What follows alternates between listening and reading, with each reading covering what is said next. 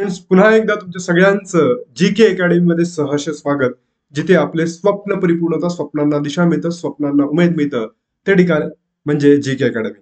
विद्यार्थी मित्रांनो, आपल्या 2 सेशन मध्ये आपण 1773, बरोबर, 1781 आणि 1784 असे 3 कायदे बघितले. आणि 1773 मध्ये जेही ड्रॉबॅक्स होते ते ड्रॉबॅक्स आपण 1781 आणि 84 या कायद्यांमध्ये भरून काढले.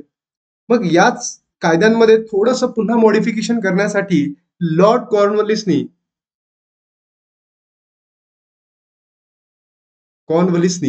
मागणी केली की जेही गव्हर्नर जनरल ऑफ बेंगाल असतील यांच्याकडे ना अधिकार असायला पाहिजे, एक्स्ट्रा पॉवर्स असायला पाहिजे. मग ते कोणते पॉवर असायला पाहिजे, बरोबर? तर त्यांनी म्हटलं जे मिलिटरीचे अधिकार आहे, मिलिटरी अधिकार आहे, हे सुद्धा कोणाकडे असायला पाहिजे? गव्हर्नर जनरल ऑफ बेंगालकडे असायला पाहिजे. हे मागणी पत्र कोणी केलं? लॉर्ड कॉर्नवलिसने केलं. आणि यासाठी यासाठी हा कायदा बनवण्यात आला, त्याला म्हटलं जातं रेग्युलेटिंग ऍक्ट 1786.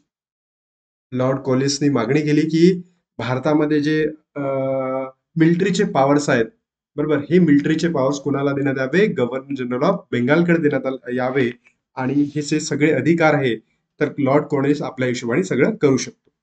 कारण की त्यावेळेस जर तुम्ही बघितलं असेल, कंपनी आणि भारतीय जे राजे होते यांच्यामध्ये भयानक इश्यूज चालू होते, बरोबर. मग काय, हा लॉर्ड कॉर्नवलिस ब्रिटनमध्ये जातील, त्यांना विचारतील मी युद्ध करू की नाही, तोपर्यंत भारतीय राजे किंवा भारतामधील कोणी येऊन त्यांना मारून जात होतं. असा प्रॉब्लेम होत होता.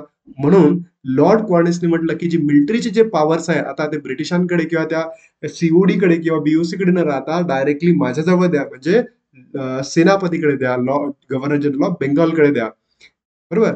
आणि म्हणून हा कायदा बनवण्यात आला आणि सांगण्यात आले की गव्हर्नर जनरलला सर सेनापती मिलिटरीचे सगळे अधिकार देण्यात आले. ठीक आहे, हाच 1786 कायदा होता. मग त्याच्यानंतर विद्यार्थी मित्रांनो, रेग्युलेटिंग ऍक्ट किंवा ज्याला आपण चार्टर ऍक्ट म्हणतो. मी नाव जरी रेग्युलेटिंग ऍक्ट दिलं असेल, पण तुम्ही काय लक्षात घ्यायचं आहे? चार्टर ऍक्ट, बरोबर. ऍक्ट 1793. 1793. ऍक्च्युली आपण याला रेग्युलेटिंग ऍक्ट न म्हणता चार्टर ऍक्ट म्हणायला पाहिजे, पण ठीक आहे, आपण एक ढोंबळ मनाने लक्षात ठेवू शकतो की आपण रेग्युलेटिंग ऍक्ट आपण म्हणू शकतो. ठीक आहे, चार्टर्ड ऍक्ट. आता हा चार्टर्ड ऍक्ट काय होतं? जर तुम्ही बघितलं असेल विद्यार्थी मित्रांनो, आतापर्यंत जो स्ट्रक्चर होतं आपल्या भारतामध्ये ऍडमिनिस्ट्रेशनचं आणि कमर्शियल अफेअर्सचं, हे कशा पद्धतीने होतं? 1773च्या कायद्यामध्ये सीओडी होतं, बरोबर. आणि या सीओडी कडे सगळे कामं देण्यात आले होते, पॉलिटिकल पण आणि कमर्शियल पण. बट याच्यामध्ये चेंजेस झाले, हे की नाही? 1784च्या कायद्यामध्ये सीओडी वेगळं झालं आणि बीओसी वेगळं झालं. बीओसी म्हणजे काय? आपण गव्हर्नमेंट म्हणतो, ब्रिटिश गव्हर्नमेंट म्हणतो. आणि सीओडी म्हणजे कोण? तर कंपनी म्हणतो, बरोबर.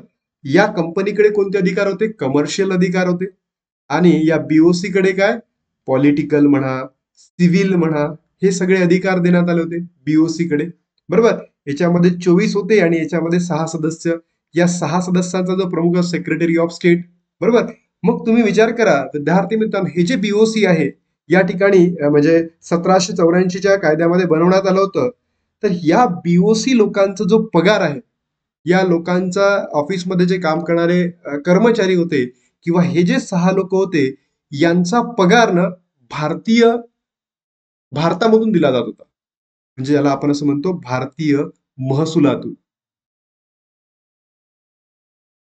मग तुम्हीच विचार करा, हा जो सेक्रेटरी ऑफ स्टेट ब्रिटनमध्ये बसायचा, तरीही त्याचा पगार आपल्या भारताच्या महसुलामधून, म्हणजे भारतामध्ये जो टॅक्स रेव्हेन्यू कलेक्शन होतं त्याच्यातून दिला जायचा. किती चुकीचं होतंय, बरोबर. आणि या जे सीओडीचा जो पगार आहे विद्यार्थी मित्रांनो, भलेही आपण म्हणतो की ब्रिटिश तिजोरीमधून किंवा राजकोषातून दिला जात होता, पण या बीओसीचं जे पेमेंट आहे ना, भारतीय महसुलातून देण्यात यावा, ही तरतूद इथे करण्यात आली. आणि ही तरतूद 1919च्या कायद्यापर्यंत राहिली. विचार करा, म्हणजे किती लुटलं यांनी भारतीयांना. तिथे जाऊन बसायचे आणि पगार भारतातून घ्यायचे. किती भयावह होते. बरोबर. 1793चा कायद्यामधली पहिली तरतूद काय सांगण्यात आली, की जे बीओसी आहे, या बीओसी लोकांचं जे पेमेंट आहे हे कुठून होतील, भारतामधून होतील. ही पहिली तरतूद यांनी या ठिकाणाहून केली आणि त्यांनी सांगितलं, की आम्ही तुमच्यासाठी काम करतोय म्हणून आमचं पेमेंट आम्ही भारतामधून घेतो. अरे काम कुणासाठी करा, पण काही लाज आहे की नाही, पूर्ण भारताला लुटून खाल्लं. त्यानंतर विद्यार्थी मित्रांनो, दुसरा मुद्दा या कायद्यामध्ये केला, की अजून 20 वर्षासाठी कंपनीकडे व्यापार करण्यासाठी काय दिला, परवाना दिला. आणि सोबतच प्रदेश मिळवण्यासाठी सुद्धा त्यांना काय दिलं, धारण करण्यासाठी 20 वर्षासाठी परवाना मंजूर केला. या 2 तरतुदी विद्यार्थी मित्रांनो या 1793च्या चार्टर ऍक्ट मध्ये झाल्यात. बरोबर. आता आपण उद्याला म्हणजे विद्यार्थी मित्रांनो याचा जो पुढचा ऍक्ट असेल हा 1813, बरोबर. त्यानंतर 1833, 1853 असे एक एक कायदे आता आपण दररोज घ्यायला सुरुवात करूयात. तर तुम्ही लक्षात घ्या, मी हा कायदा इन शॉर्ट तुम्हाला सांगितला कारण या 1786 आणि 1793 यांच्यावर खूप कमी प्रश्न आले आहेत आणि एखादी क्वचितच विसरलेला आहे. म्हणून याच्यावर डिटेल घेण्यासाठी आपल्याकडे काही नव्हतं. मी 5-6 बुक्स बघितले, पण त्या 5-6 बुक्स मध्ये मला काही दिसलं नाही. जे दिसलं मी तुमच्या समोर मांडलं. आता आपल्याला 1813, 1833 आणि 1853 आणि त्याच्या पुढचे येणारे कायदे एकदम डीप मध्ये शिकायचे आहेत. आणि आय होप ते सेशन थोडंसं अर्ध्या तासाचं वगैरे होतील. पण आजचं सेशन थोडंसं लवकर होतील. पण विद्यार्थी मित्रांनो, जर तुम्हाला हे सेशन आवडत असतील, तुम्ही नक्की लाईक करा, शेअर करा, सबस्क्राईब करा या चॅनलला आणि तुमच्या मित्रमैत्रिणींपर्यंत सुद्धा पोहोचवायला विसरू नका. ठीक आहे. आणि कमेंट करायला विसरू नका.